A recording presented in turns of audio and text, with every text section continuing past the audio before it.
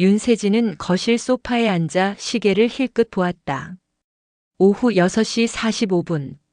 남편 강도현은 이맘때면 집에 도착해야 할 시간이었다. 하지만 오늘따라 연락이 없었다.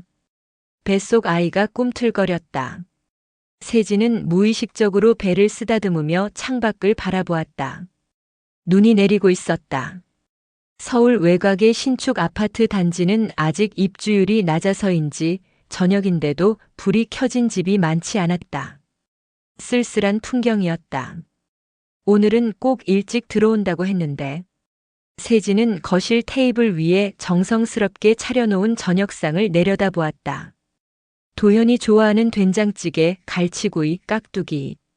만삭의 몸으로 장을 보고 요리하는 건 쉽지 않았지만 오늘은 산부인과 정기검진 날이었다. 함께 가기로 했던 약속을 지키지 못한 남편을 위해 그래도 맛있는 저녁을 준비했다. 휴대폰을 들었다. 전화를 걸까 말까 망설이다가 결국 카톡 메시지만 보냈다. 언제 와? 밥 다 식어가. 답장은 없었다. 기다리는 동안 세진은 아기 방을 정리하기로 했다. 벽에 붙일 알파벳 스티커를 고르다가 문득 서랍 속에서 도현의 오래된 휴대폰이 눈에 띄었다. 작년에 기종 변경하면서 여기에 넣어둔 것이었다. 충전이나 해둘까? 별 생각 없이 충전기를 꽂았다. 화면이 켜졌다. 비밀번호는 알고 있었다. 도현의 생일. 잠금을 풀자 카톡 알림이 수십 개 떴다. 그런데 이상했다. 이미 해지된 번호인데 왜 메시지가 올까? 손가락이 떨렸다. 알고 싶지 않았다. 하지만 이미 눈은 화면을 보고 있었다. 오빠, 오늘 우리 집 올 거죠? 제대로 차려놓고 기다릴게요. 애기 용품 같이 보러 가요. 저도 설레요. 오빠 와이프가 모르는 게 신기할 정도예요. 그렇게 둔한가? 세진은 휴대폰을 떨어뜨릴 뻔했다. 심장이 터질 듯 뛰었다. 갤러리를 열었다. 사진들이 쏟아졌다. 낯선 여자와 남편이 함께 찍은 사진. 아니, 낯선 여자가 아니었다. 도현이 다니는 헬스장 필라테스 강사. 몇 번 본 적이 있었다. 그 여자의 배가 불러있는 사진도 있었다. 세진의 세계가 무너져 내렸다. 밤 9시가 넘어서야 도현이 돌아왔다. 현관문이 열리는 소리에 세진은 소파에서 일어나지 못했다. 다리에 힘이 없었다. 아니, 일어나고 싶지 않았다. 왔어? 미안, 회의가 길어져서. 도현의 목소리는 평소처럼 피곤해 보였다. 연기가 아닐 수도 있었다. 어쩌면 정말로 피곤한지도. 두 집을 오가며 사는 삶이라면. 앉아. 세진의 목소리는 낮고 평온했다. 도현은 이상함을 눈치챘는지 조심스럽게 거실로 들어왔다. 왜 그래? 어디 아파? 앉으라고. 세진은 테이블 위에 오래된 휴대폰을 올려놓았다. 도현의 얼굴이 하얗게 질렸다. 이게 왜 여기서 나와? 충전했어. 메시지 많이 왔더라. 축하해, 곧 아빠 되신다면서. 세진아, 이건. 설명은 됐어. 다 봤어. 사진도 카톡도 전부. 세진은 떨리는 손으로 물컵을 집었다. 물을 마시려 했지만 목구멍이 닫혀 있었다. 결국 그냥 컵만 쥐고 있었다. 미안해. 정말 미안해. 그냥 한때 실수였어. 끊으려고 했는데. 한때? 애까지 생긴 게 한때야? 도현은 대답하지 못했다. 세진은 웃음이 나왔다. 비참한 웃음이었다. 나는 내 아이를 이렇게 배에 품고 있는데 너는 다른 여자 배에도 씨를 뿌리고 다녔구나. 세진아, 제발. 이건 내가 정리할게. 시간만 줘. 정리? 어떻게? 그 여자 뱃속 애는 어떻게 정리할 건데? 도현은 머리를 감싸 쥐었다. 세진은 그를 바라보다가 결심한 듯 휴대폰을 들었다. 시어머니한테 전화할게. 안 돼. 그건 안 돼. 도현이 세진의 손을 붙잡았다. 세진은 그 손을 뿌리쳤다. 왜? 내 엄마는 알아야 하지 않아? 아들이 무슨 짓을 하고 다니는지. 제발. 엄마가 알면 집안이 난리가 나. 이미 난리야, 강도현. 이게 난리가 아니면 뭐가 난리야? 이야기 시작 전 구독과 좋아요, 알림 설정까지 부탁드립니다. 매일 재미있고 흥미진지한 이야기를 소개해드리겠습니다. 다음 날 아침 세진은 시댁으로 향했다. 도현은 말렸지만 세진의 결심은 확고했다. 배신당한 며느리에게 시어머니는 최소한의 위로라도 해줄 거라고 믿었다. 아니, 믿고 싶었다. 시댁은 강남 한복판의 고급 주택가에 있었다.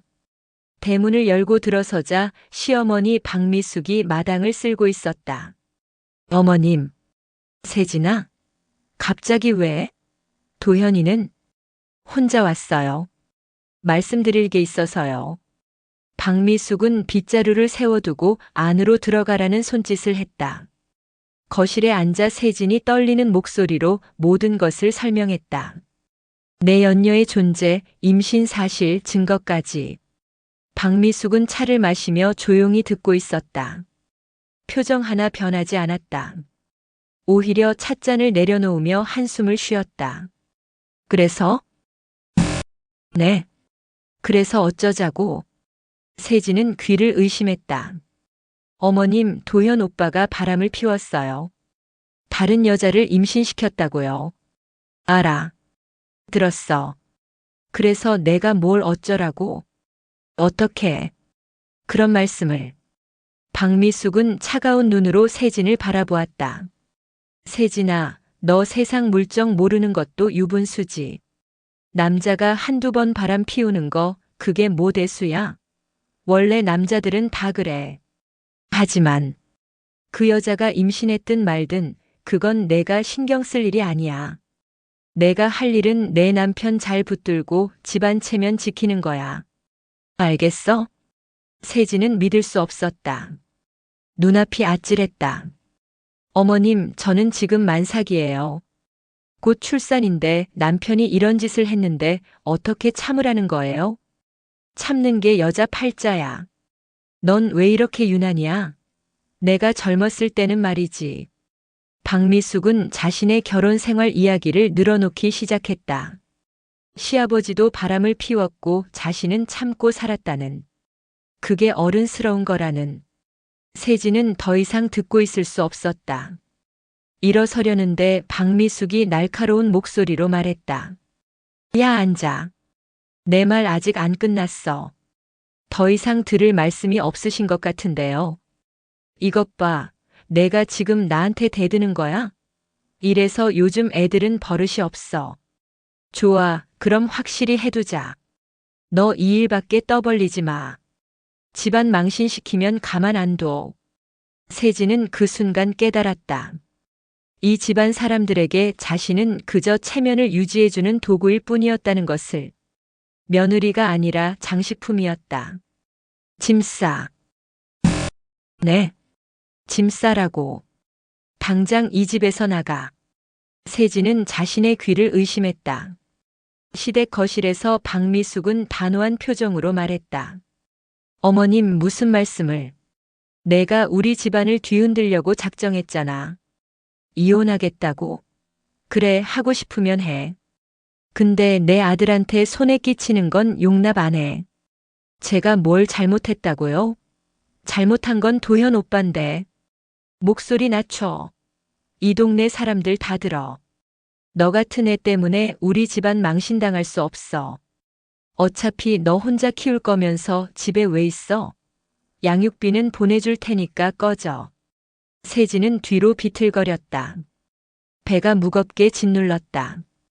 숨이 막혔다. 어머님, 제발. 제발은 무슨. 이미 변호사 선임했어. 내가 괜히 소송 걸면 너만 손해야. 증거 있어? 없잖아. 그 휴대폰은 우리가 압수했어. 세진은 그제서야 도현이 어젯밤 휴대폰을 가져갔다는 걸 기억해냈다. 증거는 사라졌다. 사진도 메시지도 전부. 이혼 서류는 도현이가 보낼 거야. 조용히 서명하고 조용히 살아. 알았지? 박미숙은 더 이상 말하지 않았다. 그저 문을 가리켰다. 세진은 비틀거리며 현관으로 걸어 나왔다. 눈이 내리고 있었다. 폭설이었다. 핸드폰을 꺼냈다. 도현에게 전화를 걸었다. 받지 않았다. 다시 걸었다. 여전히 받지 않았다. 세진은 그 자리에 주저앉았다. 차가운 눈이 얼굴을 때렸다. 뱃속에서 아이가 움직였다. 세진은 배를 감싸 안았다. 미안해. 엄마가 미안해. 울음이 터져 나왔다.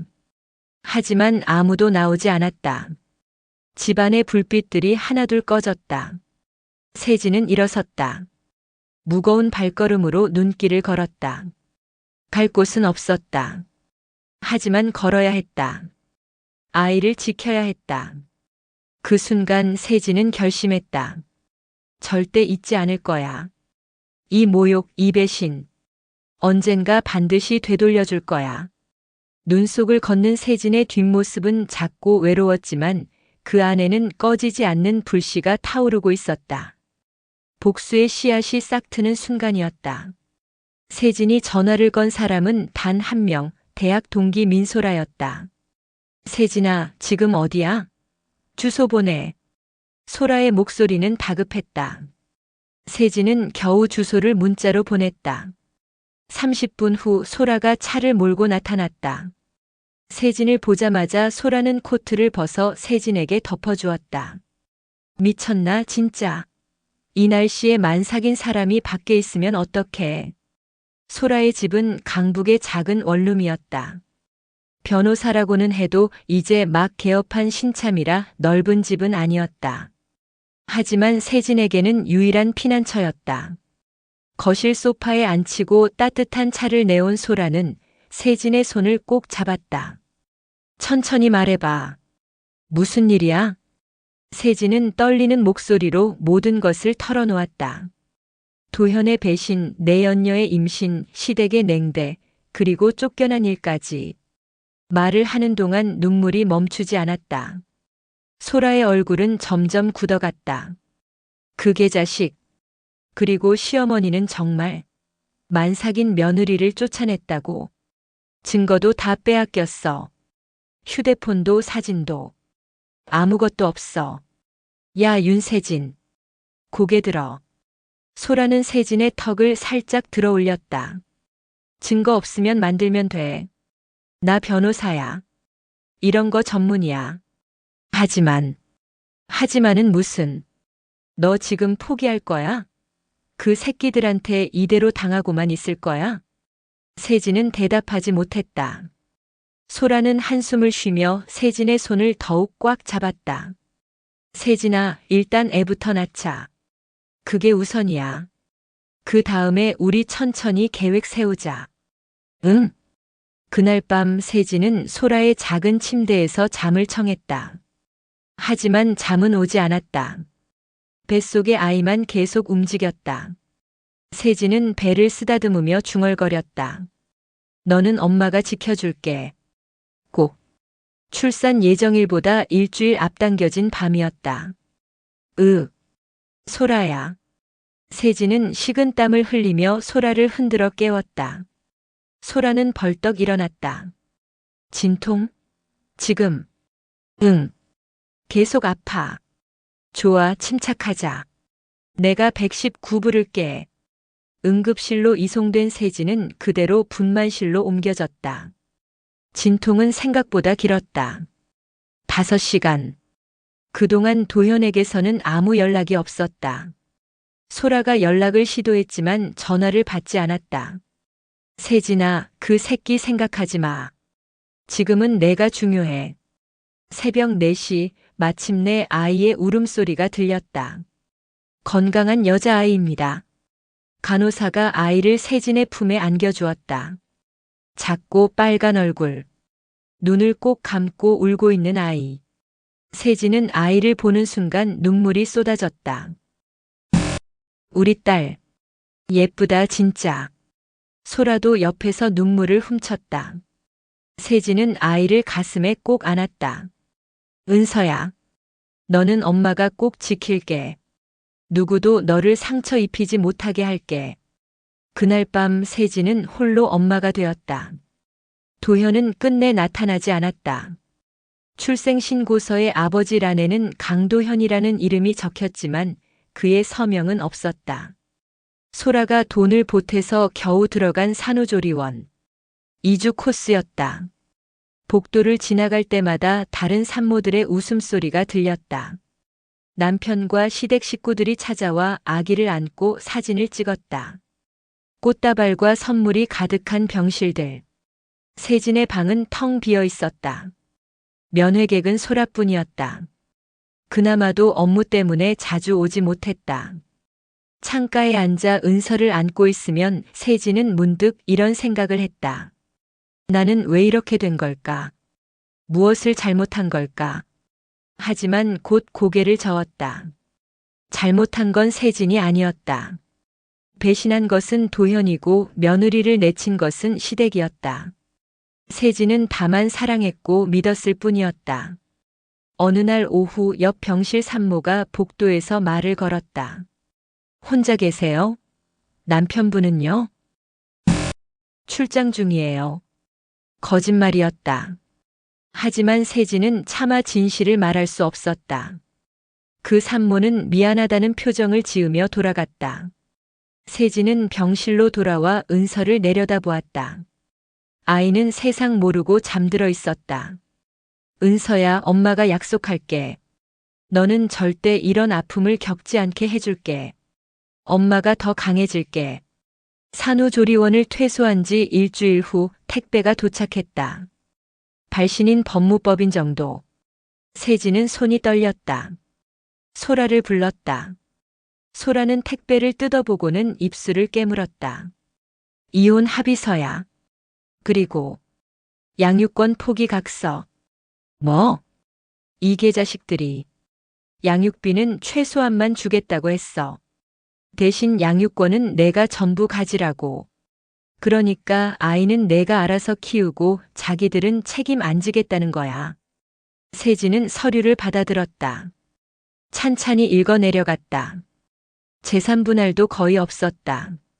결혼 기간이 짧다는 이유였다. 위자료는 1,000만 원. 그것도 도현의 온정이라고 적혀 있었다. 이건 말도 안 돼. 당연히 말이 안 되지. 우리 반박할 수 있어. 내가 도와줄게. 소라야. 세진은 서류를 내려놓고 소라를 바라보았다. 일단 서명할게. 뭐? 야, 정신 차려. 이거 사인하면. 알아. 하지만 지금 당장 싸우면 나만 더 지쳐. 애 키우면서 소송하는 거 나 못해. 그리고 세진의 눈빛이 차갑게 가라앉았다. 지금 받는 게 나중에 돌려줄 때 더 크게 돌려줄 수 있어. 소라는 세진을 빤히 쳐다보았다. 그리고 천천히 고개를 끄덕였다. 알겠어. 근데 세진아, 너 진심이지? 복수할 거지? 응. 그럼 내가 도와줄게. 끝까지. 세진은 펜을 들었다. 이혼 합의서에 이름을 적었다. 윤세진. 그 이름 석자가 굳건했다. 서명을 마치고 나자 이상하게도 홀가분했다. 이제 도현과는 법적으로도 남이었다. 하지만 끝은 아니었다. 오히려 시작이었다. 강도현, 박미숙, 서유라. 세진은 그 이름들을 되뇌었다. 너희들이 내게 준 상처 하나도 빠짐없이 기억할게. 그리고 언젠가 똑같이 돌려줄게. 은서가 생후 2달이 되던 날 밤이었다. 아이는 밤새 울었다. 세진은 안아도 젖을 물려도 기저귀를 갈아도 아이는 울음을 멈추지 않았다. 새벽 3시가 넘어서야 겨우 잠들었다. 세진은 바닥에 주저앉았다. 온몸에 힘이 없었다. 머리카락은 엉망이었고 옷에서는 땀 냄새와 분유 냄새가 뒤섞여 났다. 거울을 본 지도 오래였다. 휴대폰을 켰다. SNS를 열었다. 그리고 그것을 보았다. 도현과 서유라의 사진이었다. 둘이 카페에서 찍은 셀카. 유라의 배는 여전히 불러 있었다. 해시태그가 달려 있었다. 해시태그 새 출발, 해시태그 행복한 하루, 해시태그 우리, 해시태그 곧 만나라기. 세진은 핸드폰을 던질 뻔했다. 손이 부들부들 떨렸다. 눈물이 흘렀다. 아니, 눈물이 아니라 울분이었다. 왜 저 사람들은 저렇게 행복해? 왜 나만 이렇게 무너져야 해? 세진은 바닥에 엎드렸다. 울음이 터져 나왔다. 소리내서 울 수는 없었다. 은서가 깰까봐. 그래서 베개에 얼굴을 묻고 조용히 그러나 처절하게 울었다. 그때 은서가 작은 소리를 냈다. 세진은 황급히 눈물을 닦고 아기 침대로 다가갔다. 은서는 눈을 뜨지 않은 채 작은 손을 움직였다. 세진은 그 손을 잡았다. 은서야. 엄마 미안해. 엄마가 약해서 미안해. 하지만 동시에 세진의 마음속에서 다른 감정이 솟아올랐다. 분노였다. 이대로는 안 돼. 이렇게 무너지면 안 돼. 내가 무너지면 은서는 누가 지켜? 세진은 일어났다. 화장실로 가서 세수를 했다. 거울 속 자신을 똑바로 바라보았다. 헬쑥한 얼굴, 다크서클, 거칠어진 피부. 윤세진. 너 이게 끝이야? 이대로 포기할 거야? 거울 속 자신에게 물었다. 아니. 대답했다. 절대 아니야. 그날 밤부터 세진은 달라지기 시작했다. 은서가 자는 동안 노트를 펴고 계획을 적기 시작했다. 복수의 청사진이 조금씩 그려지기 시작했다. 생후 4개월 은서가 조금씩 밤잠을 자기 시작했다. 세진은 그 시간을 활용하기 시작했다. 예전에 하던 플로리스트 일을 온라인으로 전환하기로 결심했다. 소라가 초기 자금을 빌려주었다. 나 돈 많아. 걱정 마. 그리고 이거 투자야, 투자. 너 분명 성공할 거야. 세진은 작은 책상 앞에 앉아 사업 계획서를 작성했다. 온라인 플라워 클래스, SNS를 활용한 마케팅, 초보자도 쉽게 따라 할 수 있는 커리큘럼. 첫 클래스를 열었을 때 신청자는 단 3명이었다. 하지만 세진은 정성껏 준비했다. 꽃을 고르고 포장하고 택배로 보냈다. 온라인으로 실시간 강의를 진행했다. 수강생들의 반응은 좋았다. 선생님 정말 친절하세요. 꽃 고르는 안목이 남다르세요. 다음 클래스도 신청할게요. 입소문이 났다. 한 달 후 신청자는 10명이 되었다. 석 달 후 30명. 반년 후 100명을 넘었다. 세진은 밤낮 없이 일했다. 은서를 재우고 새벽까지 꽃을 다듬고 영상을 편집하고 수강생들에게 피드백을 보냈다. 힘들었지만 살아있다는 느낌이 들었다. 무엇보다 통장에 돈이 조금씩 쌓이기 시작했다. 은서야, 엄마 이제 돈 벌어. 우리 이제 괜찮을 거야. 은서는 방긋 웃었다. 그 웃음을 보는 순간 세진은 다시 한번 다짐했다. 나는 반드시 성공할 거야. 그리고 그 사람들에게 보여줄 거야. 내가 얼마나 강한 사람인지. 2년이 흘렀다.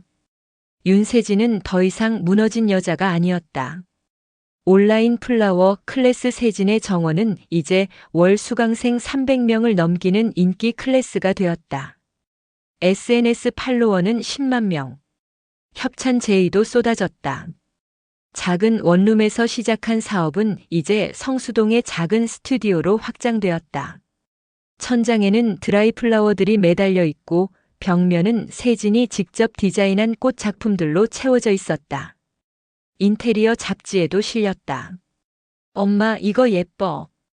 두 돌이 지난 은서가 분홍색 장미 꽃잎을 들고 뛰어왔다. 세진은 웃으며 은서를 안아 올렸다. 그래, 예쁘지? 우리 은서 눈높이가 높아졌네. 엄마도 예뻐. 엄마도? 세진은 창가의 거울을 보았다. 2년 전의 자신과는 확연히 달랐다. 규칙적인 운동으로 체형을 되찾았고 머리는 단정하게 관리했다. 메이크업은 자연스럽지만 세련되었다. 무엇보다 눈빛이 달랐다. 더 이상 흔들리지 않는 눈빛. 스튜디오 문이 열렸다. 민소라가 커피 2잔을 들고 들어왔다. 야, 대박. 여기 진짜 예쁘다. 너 완전 성공했네. 아직 멀었어. 이제 시작이지. 세진은 소라와 함께 작업대에 앉았다. 소라는 서류 봉투를 꺼내 테이블 위에 올려놓았다. 강도현 관련 자료야. 내가 부탁한 거. 세진은 봉투를 열었다. 소라가 수개월간 모은 정보들이 담겨 있었다. 강도현의 현재 직장, 연봉, 재산 상태. 그리고 서유라와의 관계. 흥미로운 점은 유라도 아이를 낳았다는 것이었다. 아들이었다.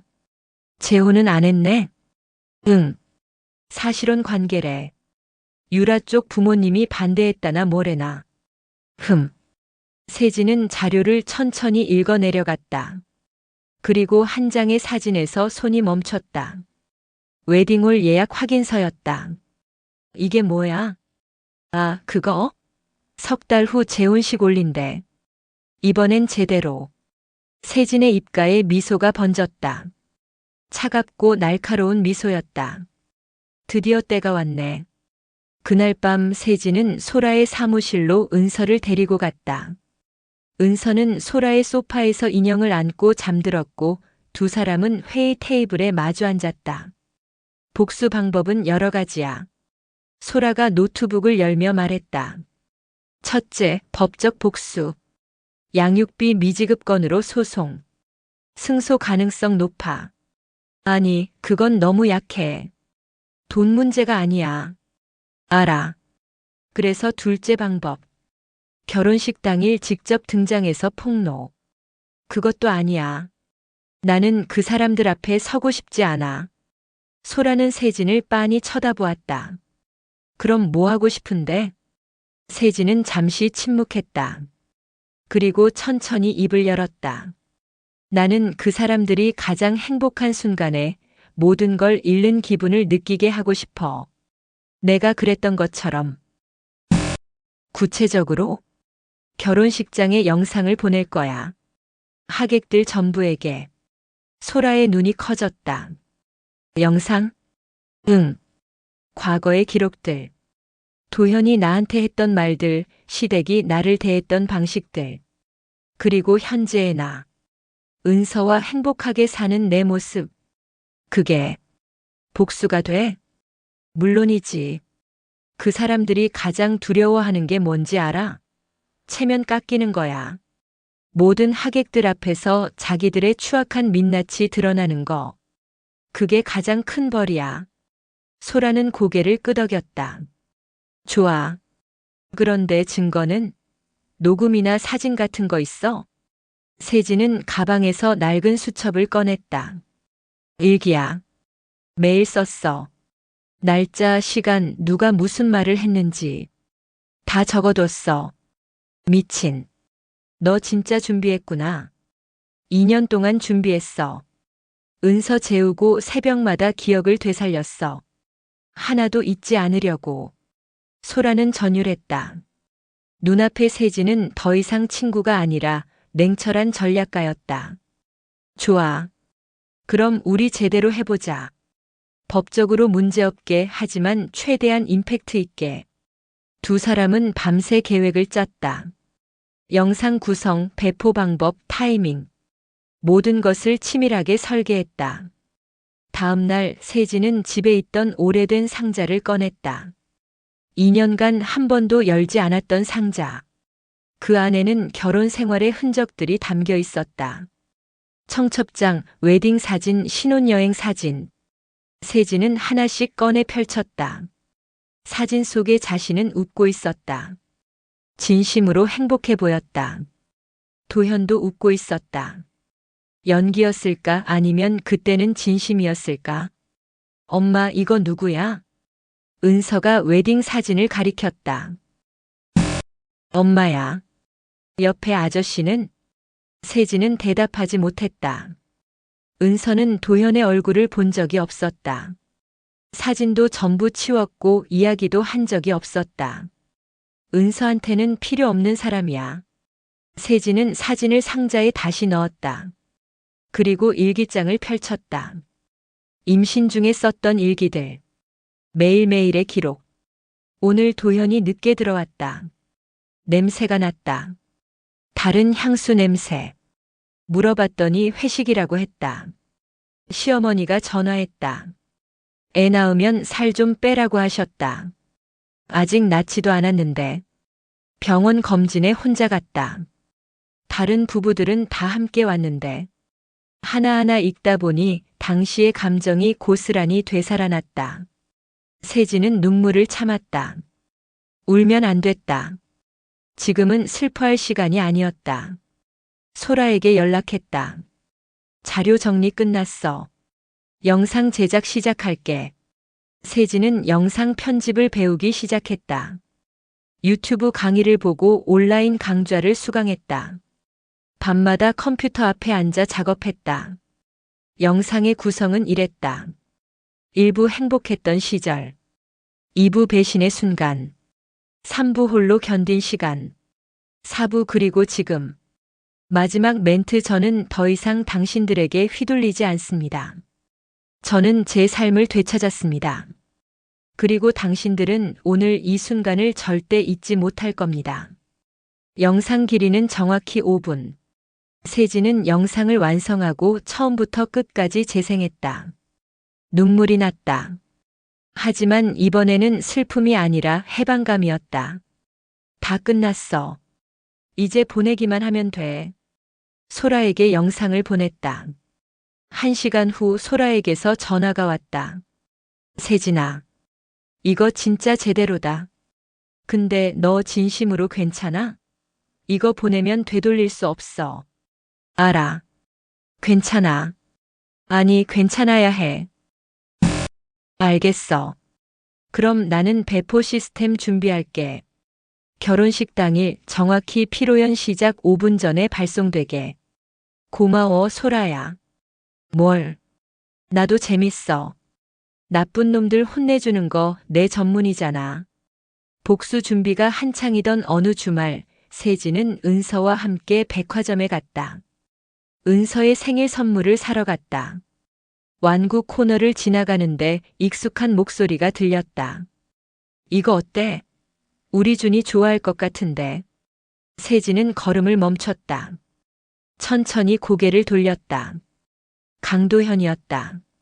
그리고 그 옆에는 서유라. 유라는 유모차를 밀고 있었다. 유모차 안에는 3살쯤 되어 보이는 남자아이. 세진의 심장이 빠르게 뛰었다. 도망가고 싶었다. 하지만 다리가 움직이지 않았다. 그때 도현이 고개를 돌렸다. 세진과 눈이 마주쳤다. 시간이 멈춘 것 같았다. 세진아? 도현의 얼굴이 하얗게 질렸다. 유라도 세진을 알아봤다. 유라의 표정이 굳었다. 세진은 침착하게 미소를 지었다. 예전처럼 당황하지 않았다. 오히려 도현이 더 당황한 것처럼 보였다. 오랜만이네요, 도현 씨. 존댓말이었다. 남처럼 대하는 도현은 당황하며 말을 더듬었다. 그래. 오랜만이다. 너 요즘 어떻게 지내? 보시다시피 잘 지내요. 은서도 잘 크고 있고. 세진은 은서를 살짝 안아 올렸다. 은서는 도현을 빤히 쳐다보다가 세진의 목에 얼굴을 묻었다. 유라가 껴들었다. 아, 당신이 전 부인이구나. 소문 많이 들었어요. 유라의 목소리는 도발적이었다. 세진은 유라를 천천히 훑어보았다. 그리고 차갑게 웃었다. 소문이요? 좋은 소문이었으면 좋겠네요. 참, 곧 결혼하신다면서요? 축하해요. 도현은 더욱 당황했다. 어떻게 알았어? 세상이 좁잖아요. 그럼 잘 지내세요. 저는 급한 일이 있어서. 세진은 더 이상 대화하지 않고 돌아섰다. 유모차를 밀고 걸어갔다. 뒤에서 유라의 목소리가 들렸다. 뭐야, 저 여자 왜 저렇게 여유로워? 도현은 대답하지 않았다.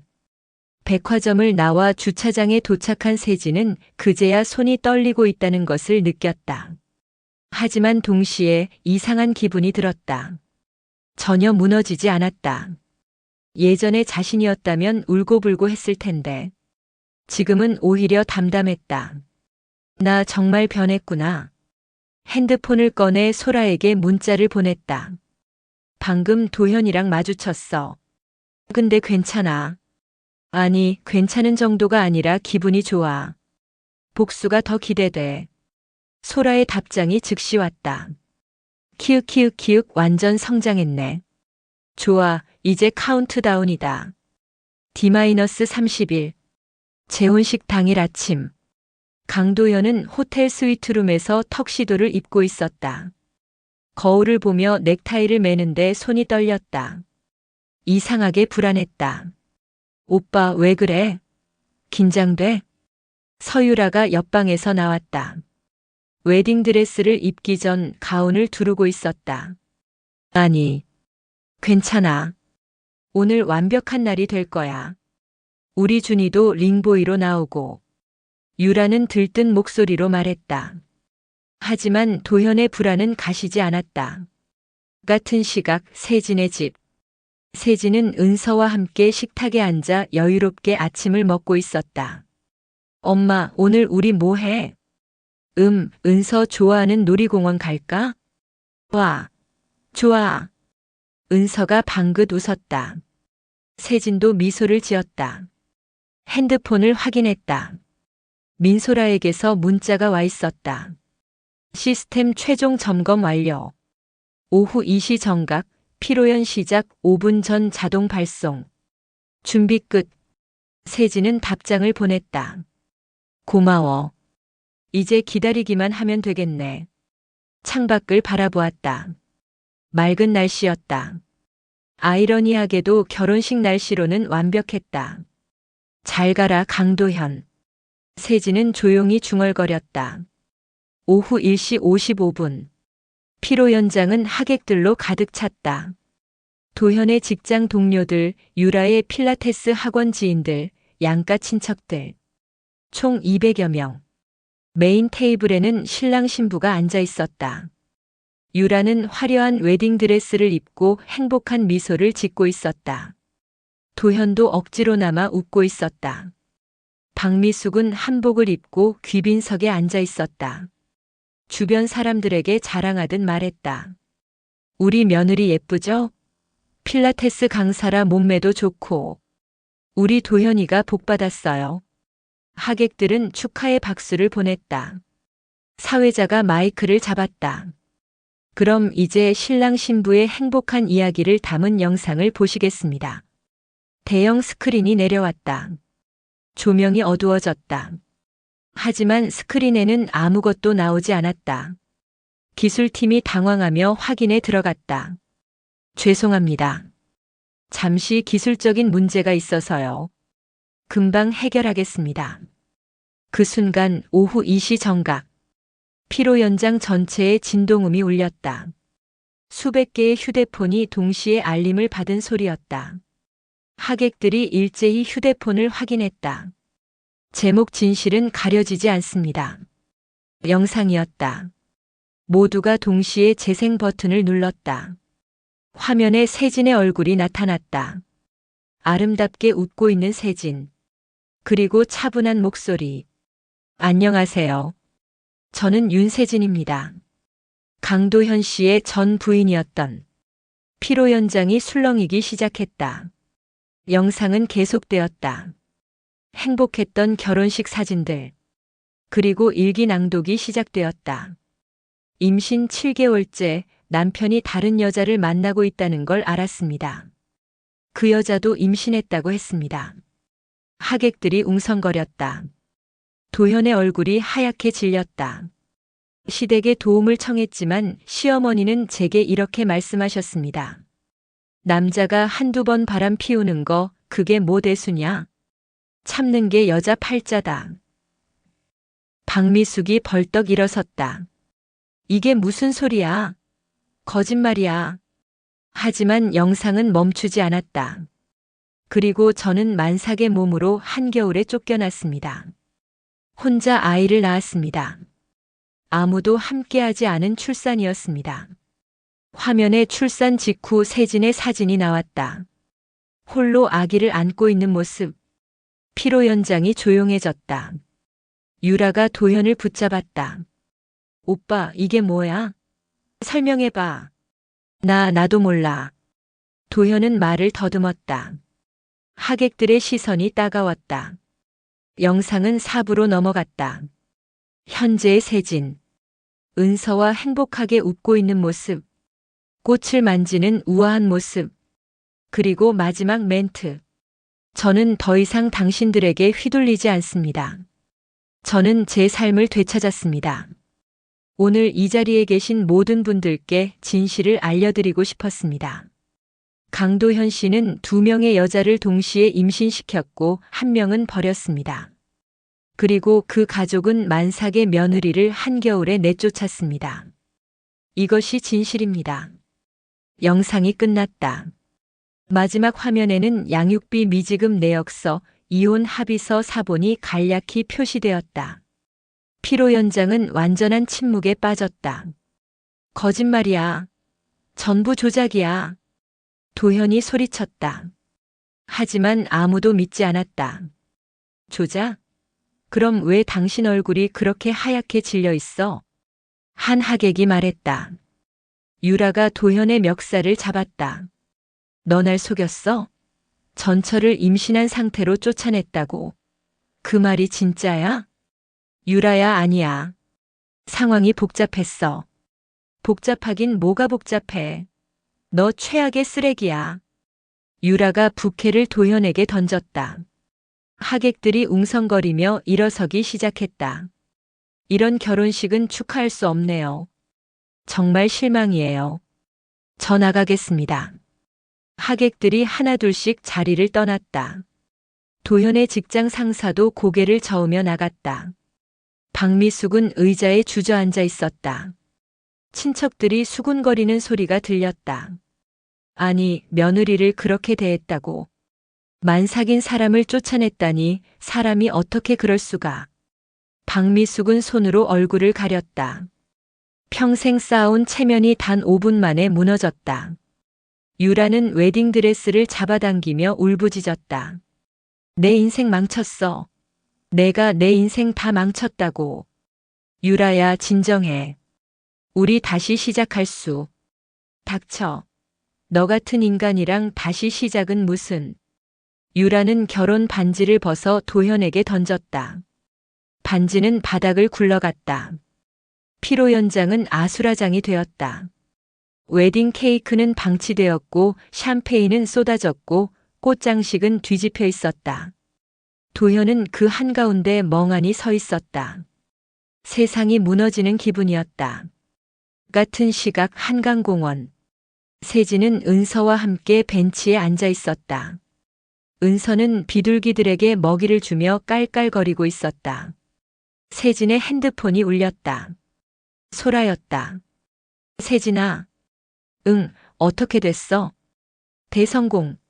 피로 연장 완전 난리 났어. 내가 몰래 심어둔 지인이 있거든. 그 사람 말로는 신부가 반지 던지고 나가고 하객들 절반 이상이 퇴장했대. 도현이는 완전 멘탈 나간 상태고. 세진은 조용히 미소를 지었다. 그래? 잘 됐네. 야, 너 목소리 왜 이렇게 담담해? 안 기뻐? 기뻐. 근데 있잖아, 소라야. 응? 생각보다 후련하지가 않아. 그냥 담담해. 소라는 잠시 침묵했다. 그래. 그게 정상이야. 진짜 복수는 복수하는 순간이 아니라 그 후에 찾아오는 거잖아. 너 이제 진짜 자유야. 세진은 은서를 바라보았다. 은서는 비둘기를 쫓아가며 웃고 있었다. 응, 자유. 그 단어가 입 밖으로 나오는 순간 세진은 가슴 한편이 시원해지는 것을 느꼈다. 2년간 짊어진 무게가 내려놓아지는 기분이었다. 고마워, 소라야. 내가 없었으면 여기까지 못 왔을 거야. 무슨 소리야? 다 내 힘이야. 나는 그냥 옆에서 응원만 했지. 전화를 끊고 세진은 하늘을 올려다보았다. 구름 한 점 없는 맑은 하늘. 새들이 자유롭게 날아다녔다. 엄마, 저 새 봐. 은서가 손가락으로 하늘을 가리켰다. 응, 예쁘다. 우리도 날 수 있어? 세진은 은서를 안아 올렸다. 그럼. 엄마랑 은서는 뭐든지 할 수 있어. 바람이 불었다. 세진의 머리카락이 나풀거렸다. 그 순간 세진은 완전히 자유로워졌다는 것을 느꼈다. 복수는 끝났다. 하지만 인생은 이제 시작이었다. 그날 밤 은서를 재운 후 세진은 서랍에서 일기장을 꺼냈다. 2년간 매일 썼던 일기. 복수를 준비하며 기록했던 모든 것. 마지막 페이지를 펼쳤다. 빈 페이지였다. 세진은 펜을 들었다. 오늘 드디어 끝났다. 2년간 준비했던 복수가 실행되었다. 소라에게 들으니 결혼식은 완전히 무너졌다고 한다. 하지만 이상하게도 기분이 후련하거나 통쾌하지 않다. 그저 담담하다. 마치 오래된 빚을 갚은 것 같은 기분이다. 이제 나는 더 이상 과거에 얽매이지 않을 것이다. 은서와 나 우리의 미래만을 생각할 것이다. 강도현, 박미숙, 서유라. 당신들은 이제 내 인생에서 완전히 사라졌다. 안녕. 세진은 펜을 내려놓고 일기장을 덮었다. 그리고 조용히 그것을 서랍 깊숙이 넣었다. 다시는 꺼내지 않을 생각이었다. 은서가 뒤척였다. 세진은 은서 옆으로 누워 아이를 안았다. 은서의 숨소리가 규칙적으로 들렸다. 은서야, 우리 이제 정말 행복하게 살자. 엄마가 약속할게. 세진은 눈을 감았다. 마음이 평온했다. 2년 만에 처음으로 악몽 없는 잠을 잤다. 복수가 끝나고 석 달이 흘렀다. 세진은 은서를 데리고 강원도 동해로 향하는 차를 몰고 있었다. 차창 밖으로 푸른 바다가 펼쳐졌다. 엄마, 바다다. 은서가 창밖을 보며 환호했다. 세진은 백미러로 은서를 보며 웃었다. 그래, 바다야. 우리 은서 바다 처음 보는 거지? 응, 크다. 엄마도 바다 보는 거 오랜만이야. 사실 세진은 신혼여행 이후로 바다를 본 적이 없었다. 그때는 도현과 함께였다. 제주도였다. 행복했던 기억. 하지만 이제는 그저 과거일 뿐이었다. 라디오에서 경쾌한 음악이 흘러나왔다. 세진은 창문을 조금 내렸다. 바다 냄새가 차 안으로 들어왔다. 짜. 은서가 코를 찡긋거렸다. 바다는 원래 짠 냄새가 나는 거야. 소금 냄새. 소금? 응. 바다에는 소금이 엄청 많아. 와. 은서는 신기하다는 표정으로 창밖을 계속 바라보았다. 세진의 핸드폰이 울렸다. 블루투스로 연결된 차량 스피커에서 소라의 목소리가 들렸다. 야, 잘 가고 있어? 응. 거의 다 왔어. 좋겠다. 나도 바다 가고 싶다. 다음에 같이 가자. 은서도 소라 이모 보고 싶대. 응. 소라 이모. 은서가 소리쳤다. 소라가 웃었다. 우리 은서 목소리 들으니까 힐링된다. 세진아, 요새 괜찮아? 응. 좋아. 진짜 좋아. 그래, 다행이다. 참, 너 알아? 도현이 회사 관뒀대. 그래? 응. 결혼식 사건 이후로 직장에서 입지가 완전 좁아져서 박미숙도 요즘 동네 나다니기 힘들다던데.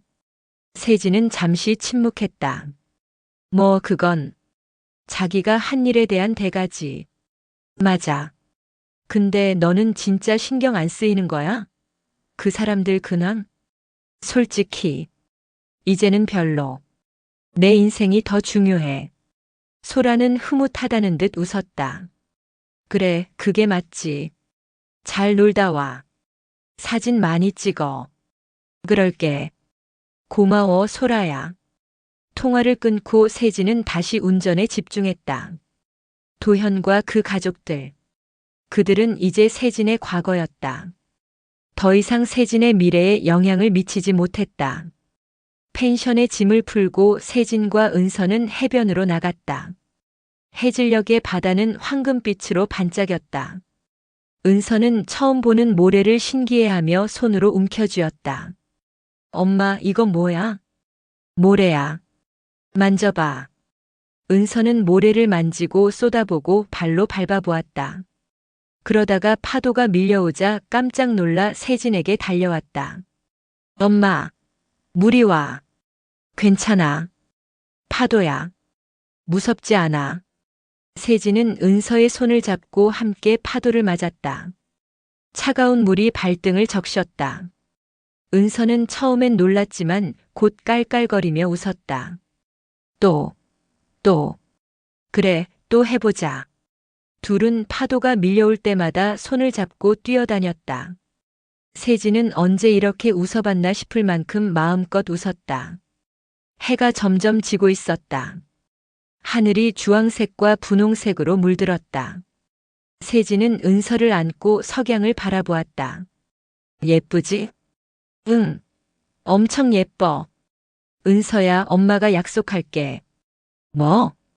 우리 앞으로 이렇게 행복하게만 살자. 응. 은서는 세진의 목을 꼭 안았다. 세진은 눈을 감았다. 바다 냄새, 바람 소리, 은서의 온기. 모든 것이 완벽했다. 이 순간이 영원하길 바랐다. 은서를 재운 후 세진은 테라스로 나왔다. 밤바다는 낮과는 또 다른 모습이었다. 어둠 속에서 파도 소리만 들렸다. 달빛이 바다를 은빛으로 물들였다. 세진은 담요를 두르고 의자에 앉아 와인을 한 모금 마셨다. 차가운 바람이 불었다. 하지만 불쾌하지 않았다. 오히려 상쾌했다. 핸드폰을 꺼냈다. SNS를 열었다. 플라워 클래스 계정. 팔로워는 이제 15만 명이 넘었다. 협찬 제의도 계속 들어왔다. 다음 달에는 오프라인 클래스도 열 예정이었다. 내가 이렇게까지 올 수 있을 줄 몰랐어. 세진은 혼잣말을 했다. 2년 전 쫓겨나던 그날. 눈속을 걸으며 울던 자신. 그때는 미래가 보이지 않았다. 다시는 웃을 수 없을 것 같았다. 하지만 지금은 달랐다. 세진은 다시 일어섰다. 아니, 예전보다 더 강해졌다. 문득 도현이 궁금해졌다. 지금 뭘 하고 있을까? 후회하고 있을까? 하지만 곧 고개를 저었다. 왜 내가 그걸 궁금해해야 해? 도현은 이제 세진의 삶과 무관한 사람이었다. 복수는 끝났고 세진은 앞으로 나아갈 뿐이었다. 와인을 다 마시고 세진은 테라스 난간에 기댔다. 바다를 바라보며 깊게 숨을 들이쉬었다. 고마워. 누구에게 하는 말인지는 모르겠지만 세진은 중얼거렸다. 자신에게, 은서에게, 소라에게, 그리고 이 모든 시간에게. 정말 고마워. 다음 날 아침 세진과 은서는 해변 카페에 들렀다. 은서는 색연필로 그림을 그리고 있었고 세진은 라테를 마시며 창밖을 바라보고 있었다. 실례합니다. 낯선 남자의 목소리였다. 세진이 고개를 돌렸다. 30대 후반쯤 되어 보이는 남자가 미소를 지으며 서 있었다. 캐주얼한 옷차림이었지만 단정해 보였다. 네. 혹시 세진의 정원 운영하시는 분 맞으시죠? 세진은 놀랐다. 어떻게 아세요? 아, 저도 팔로워예요. 아내가. 아니, 전 아내가 선생님 클래스 수강했었거든요. 사진으로만 봤는데 실물로 뵈니까 더 반갑네요. 남자는 조금 어색하게 웃었다. 세진도 미소를 지었다. 감사합니다. 수강생 분이셨군요.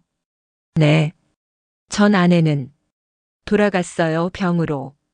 그때 마지막까지 꼿꼿이 하면서 행복해했어요. 선생님 덕분에. 세진의 표정이 숙연해졌다. 죄송합니다. 제가. 아니에요. 감사하다고 말씀드리고 싶었어요. 남자는 은서를 보며 말했다. 따님이세요? 정말 예쁘네요. 감사합니다.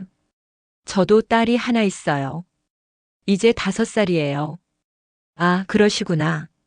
잠시 침묵이 흘렀다. 어색하지만 불편하지 않은 침묵이었다. 저 실례가 안 된다면 커피 한 잔 같이 하셔도 될까요? 남자가 조심스럽게 물었다. 세진은 잠시 망설였다. 하지만 이상하게 거부감이 들지 않았다. 네, 좋아요. 남자는 환하게 웃으며 맞은편에 앉았다. 제 이름은 한지훈이에요. 출판사 편집자로 일하고 있어요. 윤세진입니다. 아시겠지만 둘은 웃었다. 은서가 그림을 들어 보였다. 엄마 이거 봐. 와, 잘 그렸네. 이게 뭐야? 바다. 지훈이 웃었다. 정말 잘 그렸네요. 저희 딸도 그림 그리는 거 좋아하는데. 그래요? 다음에 만나면 같이 그림 그리면 좋겠네요. 말을 하고 나서 세진은 자신이 다음에라는 말을 했다는 것을 깨달았다. 다음이 있을 거라고 자연스럽게 생각했다는 것. 지훈도 그 말을 알아챘는지 미소를 지었다. 대화는 자연스럽게 이어졌다. 꽃 이야기, 책 이야기, 아이 키우는 이야기. 시간 가는 줄 몰랐다. 사흘간의 여행을 마치고 세진과 은서는 서울로 돌아가는 길이었다. 엄마, 또 올 거야? 응, 또 오자. 은서 바다 좋아? 응, 엄청 좋아. 세진은 백미러로 점점 멀어지는 바다를 보았다. 아쉬움이 있었지만 동시에 설렘도 있었다. 지훈과 연락처를 교환했다. 그는 서울에서도 가끔 만나자고 했다. 딸들도 소개시키고 싶다고. 세진은 아직 준비가 안 됐다고 생각했다. 새로운 사랑 같은 건. 하지만 나쁘지 않았다. 가능성이 있다는 것 자체가. 핸드폰이 울렸다. 소라였다. 야, 잘 놀았어? 응. 진짜 좋았어. 목소리 완전 밝아졌다. 뭐 좋은 일 있어? 좋은 사람 만났어. 뭐? 진짜? 누구? 세진은 웃으며 지훈과의 만남을 이야기했다. 소라는 환호했다. 대박. 진짜 대박. 너 드디어 새로운 시작이네. 아직 시작도 아니야. 그냥 알게 된 거지. 그래도 좋잖아. 세진아, 너 이제 진짜 자유야. 과거 때문에 현재를 막지 마. 알았지? 응, 알아. 전화를 끊고 세진은 다시 앞을 바라보았다. 도로는 길게 뻗어 있었다. 어디로든 갈 수 있었다. 은서가 뒷자리에서 노래를 부르기 시작했다. 유치원에서 배운 노래였다. 세진도 따라 불렀다. 차 안이 웃음과 노랫소리로 가득 찼다. 3개월 후, 세진의 스튜디오는 더욱 확장되었다. 수강생들이 늘어나 강사를 한 명 더 고용했다. 온라인뿐 아니라 오프라인 클래스도 매주 열렸다. 선생님, 오늘 수업 정말 재미있었어요. 한 수강생이 환하게 웃으며 말했다. 세진도 미소로 답했다. 다음 주에 또 뵐게요. 수강생들이 하나둘씩 나가고 스튜디오는 조용해졌다. 은서가 꽃잎을 주우며 세진에게 달려왔다. 엄마, 이거 예뻐. 그래, 예쁘다. 우리 은서 눈썰미가 좋네. 문이 열렸다. 지훈이 딸을 데리고 들어왔다. 늦어서 죄송해요. 차가 막혀서. 괜찮아요. 방금 끝났어요. 지훈의 딸 서연이가 은서에게 달려갔다. 은서야, 서연아. 두 아이는 금세 친해졌다. 함께 꽃잎을 가지고 놀기 시작했다. 지우는 세진 옆에 섰다. 오늘 클래스는 어땠어요? 좋았어요. 다들 열심히 하시더라고요. 선생님이 잘 가르치니까요. 세진은 웃었다. 지훈과의 관계는 천천히 그러나 확실히 발전하고 있었다. 아직 연인까지는 아니었지만 서로에게 좋은 사람이었다. 저 다음 주 토요일에 시간 되세요? 지훈이 조심스럽게 물었다. 토요일이요? 네. 아이들이랑 같이 동물원 가려고 하는데 같이 가시면 어떨까 해서요. 세진은 잠시 생각했다. 그리고 고개를 끄덕였다. 좋아요. 은서도 좋아할 것 같아요. 지훈의 얼굴이 환해졌다. 정말요? 감사합니다. 두 사람은 아이들을 바라보았다. 은서와 서연이가 함께 웃고 있었다. 세진은 문득 깨달았다. 자신이 완전히 과거에서 벗어났다는 것을, 이제는 앞만 보고 걸어갈 수 있다는 것을, 복수는 끝났다. 그리고 새로운 삶이 시작되었다. 마지막 장면 윤세진의 독백. 창밖을 바라보며 세진은 생각했다. 복수가 끝나고 나니 생각보다 허무하지 않았다. 오히려 자유로워졌다. 강도현과 그 가족들은 자신들이 뿌린 씨앗을 거두었을 뿐이다. 나는 그저 진실을 보여줬을 뿐. 이제 나는 나를 위해 산다. 은서를 위해 산다. 그리고 어쩌면 새로운 사랑을 위해서도. 과거는 과거다. 나는 더 이상 피해자가 아니다. 나는 생존자이고 승리자다. 그리고 무엇보다 나는 행복하다. 세진은 미소를 지으며 은서를 안아 올렸다. 우리 집에 가자. 응. 스튜디오 문을 잠그고 나오는 세진의 뒷모습은 당당했다. 그녀의 앞에는 무한한 가능성이 펼쳐져 있었다.